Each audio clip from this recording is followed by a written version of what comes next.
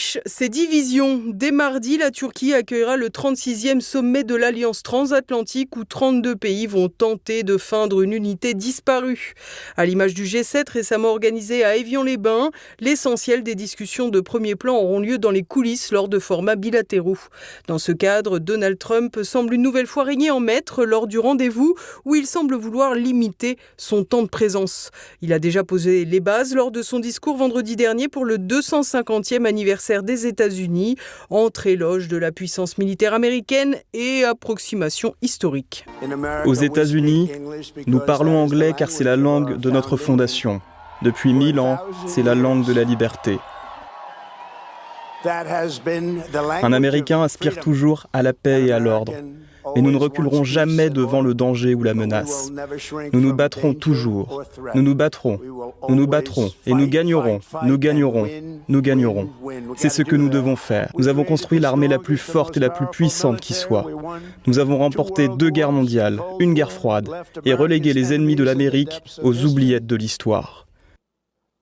Nous avons vaincu le Venezuela en une seule journée et nous avons mis l'Iran à genoux. Ils meurent d'envie de conclure un accord. Ils en ont tellement envie.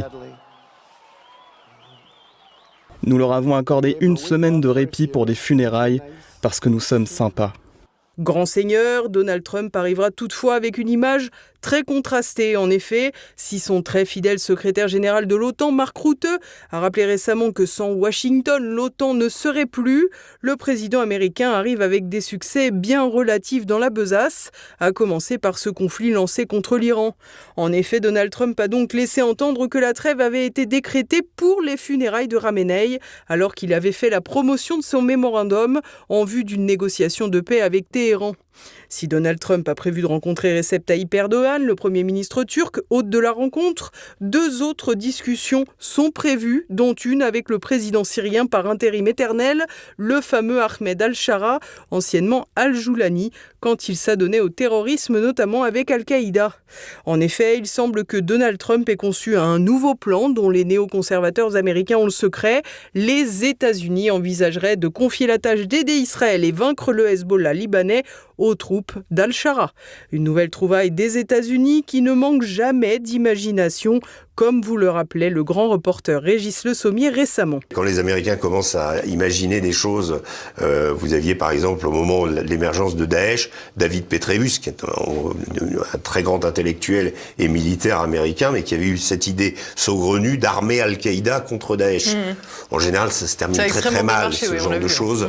Et là, en l'occurrence, c'est Marco Rubio qui a accouché d'une idée d'armer certains bataillons de l'armée libanaise, sous-entendu les moins en prise avec des éléments chiites, pour désarmer le Hezbollah. Avec des formateurs américains, etc. Ça s'appelle une guerre civile. Voilà, en gros, vous avez l'entrée... Mais les Américains, vous savez, c'est toujours le problème du pays qui mène des guerres alors que ces guerres-là ne touchent pas ou très peu son territoire. De quoi saisir que le Liban risque de devenir la nouvelle poudrière meurtrière des États-Unis. Une poudrière fabriquée par Donald Trump le 28 février dernier en intervenant aux côtés d'Israël contre Téhéran. Un nouveau conflit lancé alors que celui qui sévit en Ukraine est loin d'avancer vers une solution. En effet, cette guerre que Donald Trump promettait d'arrêter en 24 heures sévit toujours aux portes de l'Europe et provoque une véritable hécatombe. Le président américain a d'ailleurs prévu de rencontrer Volodymyr Zelensky lors du sommet de l'OTAN, où il vient récupérer la concrétisation des promesses de l'Alliance. Le 4 juillet dernier, une conversation téléphonique entre Donald Trump et Zelensky aurait déjà eu lieu, juste avant une deuxième discussion entre le président américain et Vladimir Poutine. Un dernier appel de près d'1h30 qui montre un regain d'intérêt des États-Unis dans le conflit ukrainien pour lequel se ruinent les Européens qui veulent reprendre la charge de la guerre, comme de l'Alliance transatlantique qui leur échappe. Dans ce contexte, tout porte donc à croire que l'OTAN n'aura donc lors de son propre sommet que la place que Donald Trump veut encore bien lui accorder, celle d'un outil à sa disposition, aussi bien pour vendre les produits de son complexe militaro-industriel que pour satisfaire ses relations diplomatiques.